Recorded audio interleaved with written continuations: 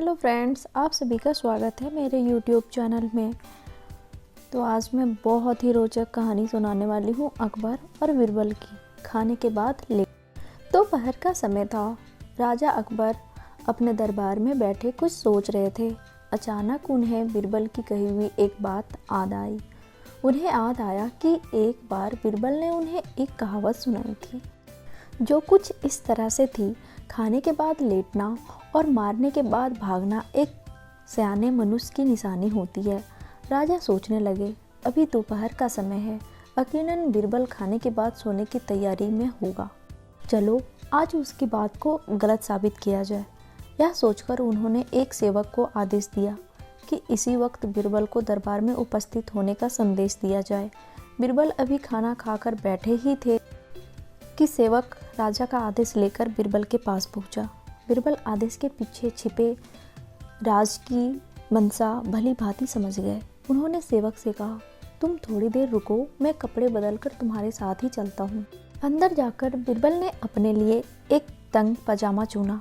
पजामा तंग था तो उसने पहनने के लिए उन्हें बिस्तर पर लेटना पड़ा। पजामे को पहनने का बहाना कर वे थोड़ी देर बिस्तर पर ही लेट रहे और फिर सेवक के साथ दरबार की ओर चल दिए।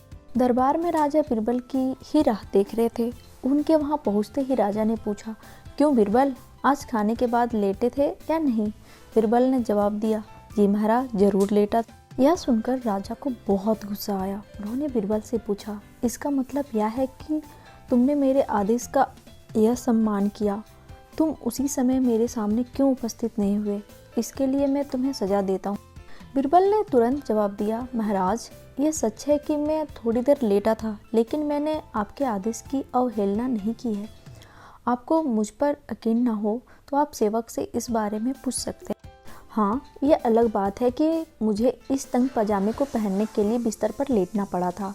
बीरबल की इस बात को सुनकर अकबर हंसे बिना रह ना सके और उन्होंने बीरबल को दरबार से जाने दी।